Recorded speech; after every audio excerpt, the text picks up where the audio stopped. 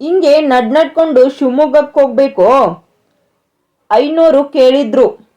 ಆಗಲೂ ಹಿಮವಂತನಿಗೆ ಆಶ್ಚರ್ಯವೆನಿಸಿರಲಿಲ್ಲ. ಆದರೆ ಊಟದ ಕೊನೆಯ ತುತ್ತು ಎತ್ತುವ ಹೊತ್ತಿಗೆ, ಈ ಅಮ್ಮಣ್ಣ ಡಾಕ್ಟರಿ ಪರೀಕ್ಷೆಗೆ ಓದಿಸ್ತೀಯೋ? ಕಂದೀಲಿನ ಮುಂದೆ ಕುಳಿತಿದ್ದ ಅಜ್ಜ ಹಾಗಂತ ಯಾವುದೇ ಪೂರ್ವ ಸೂಚನೆ ಇಲ್ಲದೆ ಕೇಳಿಬಿಟ್ಟಾಗ ಮಾತ್ರ ಹಿಮವಂತ್ ದಿಗ್ಭ್ರಾಂತನಾಗಿ ಬಿಟ್ಟಿದ್ದ.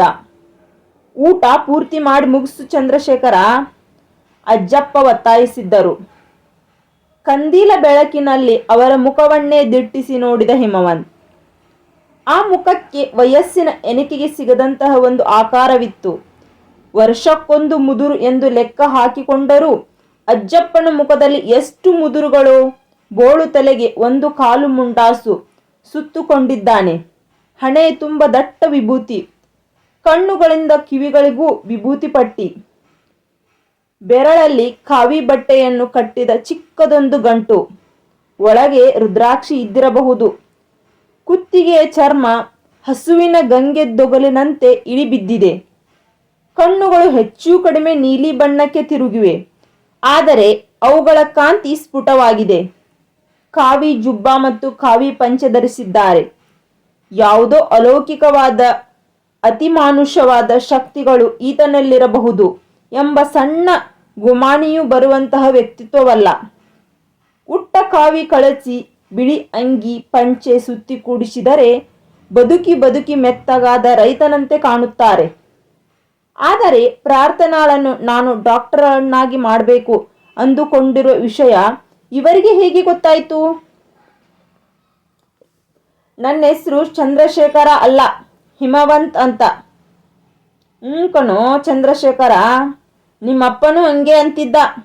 ನಾವಿಟ್ಟ ಹೆಸರನ್ನ ಮಕ್ಕಳಲ್ಲಿ ಇಟ್ಕೊಳ್ತಾರೆ, ಅವರು ಇನ್ಯಾವುದೋ ಹೆಸರು ಹುಡುಕಿರ್ತಾರೆ. ಈ ಪ್ರಪಂಚವೇ ಹಂಗೆ ಅಂಬೋದು. ಬಲು ಸಿಡ್ಕ. ಅಮಾವಾಸ್ಯೆ ಹೊತ್ತಿಗೆ ಎಲ್ಲಿದ್ರೂ ಬರೋನು. ಅಳಿಸಂದ್ರದ ಈರಣ್ಣಪ್ಪ ಬರ್ತಾನೆ ಅಂದ್ರೆ ಈ ಗವಿ ಮಠದಲ್ಲಿ ಸಣ್ಣದೊಂದು ಜಾತ್ರೆನೇ ನೆರಿತಿತ್ತು.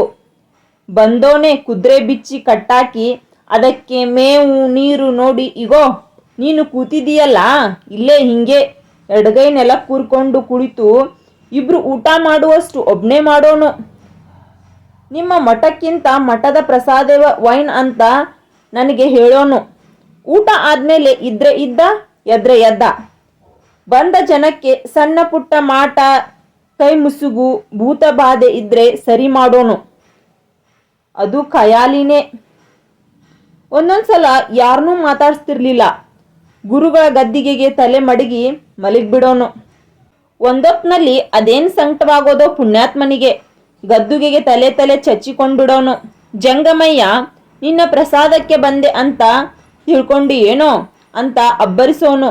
ಆಮೇಲೆ ಗೊಳೋ ಅಂತ ಅರ್ಥ ಗದ್ದುಗೆ ಮುಂದೆ ಹೊರಳಾಡೋನು.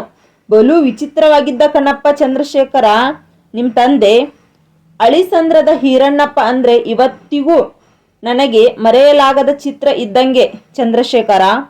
ಅಜ್ಜಪ್ಪ ಮೌನಿಯಾದರು. ಹಿಮವಂತನಿಗೆ ಮಾತೇ ಹೊರಡಲಿಲ್ಲ. ಇಂಥದೊಂದು ನಿಗೂಢತೆ ತನ್ನನ್ನು ಜನ್ಮದಿಂದಲೇ ಕಾಡುತ್ತಿದೆಯಾ? ಎಲ್ಲಿಯ ಅಳಿಸಂದ್ರ, ಎಲ್ಲಿಯ ಗವಿಮಠ? ಅಪ್ಪ ಇಲ್ಲಿಗೆ ಬರುತ್ತಿದ್ದುದು ಕಾಕತಾಳೀಯವೋ? ಇವತ್ತು ಇಲ್ಲಿಗೆ ತಾನು ಬಂದು ಉಣ್ಣುತ್ತಿರುವುದು ಕಾಕತಾಳೀಯವೋ? ಆದರೆ ಅದೇ ಮಾಟದ ಹಿರಣ್ಣಪ್ಪನ ಮಗ ನಾನು. ನನ್ನ ಮೂಲ ಹೆಸರು ಚಂದ್ರಶೇಖರ ಎಂಬುದು ಈ ಅಜ್ಜಪ್ಪನಿಗೆ ಗೊತ್ತಾಗೋದಾದ್ರೂ ಹೇಗೆ? ಆ ರಾತ್ರಿಯ ಮಟ್ಟಿಗೆ ಹಿಮವಂತ್ ಅನೇಕ ಪ್ರಶ್ನೆಗಳನ್ನಿಟ್ಟು ಅವಚಿಕೊಂಡು ನಿದ್ದೆ ಹೋದ. ಹರಿಕೆ ಎಂದರೆ ಅದೆಂಥ ಹರಿಕೆ? ಹಿಮವಂತ್ ಎದ್ದು ನಿಲ್ಲಲಿಲ್ಲ. ಗವಿಮಠದೊಳಗಿನ ಗದ್ದುಗೆಗೆ ಕೈ ಮುಗಿಯಲಿಲ್ಲ. ಒಂದು ಹೂ ಏರಿಸಲಿಲ್ಲ. ಅಂಗಿಯ ಚುಂಗಿಗೊಂದು ಗಂಟು ಹಾಕಿಕೊಳ್ಳಲಿಲ್ಲ. ಗದ್ದುಗೆಯ ಕಡೆಗೆ ಅಪ್ಪನಂತೆಯೇ ತಲೆ ಇಟ್ಟುಕೊಂಡು ಮಲಗಿದ್ದವನು ಒಂದು ಹೊತ್ತಿನಲ್ಲಿ ಸುಮ್ಮನೆ ಕಣ್ಣು ಬಿಟ್ಟ. ಪ್ರಾರ್ಥನಾ ಗದ್ದುಗೆಯಿಂದ ದೂರ ಮೂಲೆಯೊಂದರಲ್ಲಿ ಉರುಳಿಕೊಂಡಿದ್ದಳು. ಅವಳಿಗಾಗಲೇ ಗಟ್ಟಿ ನಿದ್ರೆ. ಮಠದ ಅಜ್ಜಯ್ಯ ಅದೆಲ್ಲಿ ಮಾಯವಾಗಿದ್ದರೋ? ಹತ್ತಿರದಲ್ಲೆಲ್ಲೂ ಅವನ ಸುಳಿವಿರಲಿಲ್ಲ. ಮತ್ತೊಮ್ಮೆ ಪ್ರಾರ್ಥನಾಳೆಡೆಗೆ ನೋಡಿದವನು ತನಗೆ ತಾನೇ ಎಂಬಂತೆ ಹೇಳಿಕೊಂಡ, ಈ ಹುಡುಗಿಗೊಂದು ಸೀಟು ಸಿಗಲಿ, ಮತ್ತೆ ಇದೇ ಗವಿಮಠಕ್ಕೆ ಬಂದು ಗದ್ದುಗೆಗೆ ತಲೆಯಾನಿಸಿ ಹೀಗೆ ಮಲಗುತ್ತೇನೆ. ಹರಿಕೆ ಎಂದರೆ ಹಿಮವಂತನ ಪಾಲಿಗೆ ಅಷ್ಟೇ. ಹರಿಕೆಯೆಂದರೂ ಪ್ರಮಾಣವೆಂದರೂ ಭಾಷೆ ಕೊಡುವುದೆಂದರೂ ಅಂತಿಮವಾಗಿ ಮಾತೇ ತಾನೆ. ಆದರೆ ಪ್ರೀತಿ ಎಂದರೆ ಕೇವಲ ಮಾತಲ್ಲ. ಪ್ರೀತಿ ಎಂದರೆ ಜವಾಬ್ದಾರಿ. ಪ್ರೀತಿ ಎಂದರೆ ದುಡಿಮೆ. ಪ್ರೀತಿ ಎಂದರೆ ಅವಳಿಗಾಗಿ ತನ್ನ ಜೀವನ ತೆಯ್ದು ಅದರಲ್ಲೇ ಸಂತೋಷ ಪಡುವುದು. ಅದೆಲ್ಲಕ್ಕೂ ಸಂಸಿದ್ಧನಾಗಿದ್ದುದರಿಂದಲೇ ಅವತ್ತು ಹಿಮವಂತ್ ನೆಮ್ಮದಿಯಿಂದ ಗದ್ದುಗೆಗೆ ತಲೆಯಿಟ್ಟು ನಿದ್ರೆ ಮಾಡಿದ್ದು. ಇವತ್ತು ಮತ್ತೆ ಬಂದಿದ್ದಾನೆ. ಅಂತೂ ಇಷ್ಟು ಬ್ಯಾಗ್ನೆ ಬರೋ ಹಂಗಾಯ್ತಲ್ಲೋ ಚಂದ್ರಶೇಖರ. ಹೆಣ್ಮಗುನು ಕರ್ಕೊಂಡು ಬಂದಿದೀಯಾ? ಬಾಬಾ, ಈ ಎಮ್ಮನ ಡಾಕ್ಟರ್ ಆಗೋ ತನಕ ಬರ್ತಾನೆ ಇರ್ತೀಯ.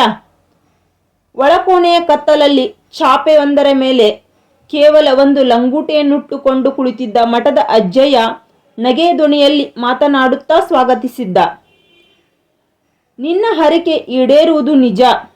ಈ ಹುಡುಗಿಯನ್ನು ಹೀಗೆ ಮತ್ತೆ ಗವಿಮಠಕ್ಕೆ ಕರೆತರುವುದು ನಿಜ. ನನಗೆ ಮೊದಲೇ ಗೊತ್ತಿತ್ತು ಮಗು ಅಂದಂತಿತ್ತು ಅಜ್ಜಯ್ಯನ ಧ್ವನಿ. ಆದರೆ ಈಕೆ ಡಾಕ್ಟರ್ ಆಗೋ ತನಕ ಬರ್ತಾನೆ ಇರ್ತೀಯ ಅಂದ. ಅವರ ಮಾತಿನ ಹಿಂದಿನ ನಿಗೂಢತೆ ತಕ್ಷಣಕ್ಕೆ ಹಿಮವಂತನಿಗೆ ಅರ್ಥವಾಗಲಿಲ್ಲ. ಡಾಕ್ಟರ್ ಆದ್ಮೇಲೂ ಬರ್ತೀನಿ, ನಾನು ಬದುಕಿರೋ ಗಂಟ ಬರ್ತೀವಿ ಅಂದು ಬಿಟ್ಟ. ಕಣೋ ಚಂದ್ರಶೇಖರ, ನಂಗೊತ್ತು ಆಮೇಲೂ ಬರ್ತಿರ್ತೀಯ. ಆದ್ರೆ ಅವತ್ತು ಈ ಎಮ್ಮನ್ಗೋಸ್ಕರ ಅಲ್ಲ, ನಿನ್ಗೋಸ್ಕರ ಬರ್ತೀಯ. ಈ ಬಾರಿಯ ಅಜ್ಜನ ಧ್ವನಿಯಲ್ಲಿ ಮರ್ಮಗಳೇನಿರಲಿಲ್ಲ. ಅದೊಂದು ಭವಿಷ್ಯವಾಣಿಯಂತೆಯೂ ಹಿಮವಂತನಿಗೆ ಭಾಸವಾಗಲಿಲ್ಲ. ನನ್ಗೋಸ್ಕರ ಅಂತ ಇವತ್ತಿನ ತನಕ ಏನನ್ನೂ ಮಾಡಿಕೊಂಡಿದ್ದೇನೆ. ಈ ಬದುಕು ಹೀಗೆ ಸಾಗಿ ಬಂತು. ಇವತ್ತಿನಿಂದ ಇವಳಿಗೋಸ್ಕರ ಮುಡುಪು. ತಾನಿನ್ನು ಏನು ಮಾಡಿದರೂ ಪ್ರಾರ್ಥನಾಳಿಗಾಗಿ ಮಾಡಬೇಕು. ಅದನ್ನೆಲ್ಲ ಮಠದ ಅಜ್ಜಯ್ಯನಿಗೆ ವಿವರಿಸುವ ಜರೂರತ್ತೇನಿದೆ ಅಂದುಕೊಂಡು ಸುಮ್ಮನಾದ. ಆದರೆ ಮುಂದೊಂದು ದಿನ ಕೇವಲ ತನಗೋಸ್ಕರ, ತನ್ನ ನೆಮ್ಮದಿಗೋಸ್ಕರ ಇದೇ ಗವಿಮಠದ ಕಲ್ಲು ಹಾಸಿನ ಅಂಗಳಕ್ಕೆ ಒಬ್ಬಂಟಿಯಾಗಿ, ಕ್ರುದ್ಧನಾಗಿ, ವಿವಶನಾಗಿ ಪದೇ ಪದೇ ಮೊಲೆಗೆ ಕಾತರಿಸುವ ಮಗುವಿನಂತೆ ಓಡಿ ಬರಬೇಕಾದೀತೆಂದು ಅವತ್ತು ಹಿಮವಂತನಿಗೆ ಖಂಡಿತ ಅನಿಸಿರಲಿಲ್ಲ. ಅನಿಸಿದ್ದರೂ ಅವನು ಮಾಡಬಹುದಾದದ್ದು ಏನೂ ಇರಲಿಲ್ಲ. ಬದುಕು ಬಹುದೊಡ್ಡ ಹರಕೆಗೆ ಮುಡಿಪಾಗಿ ಹೋಗಿತ್ತು.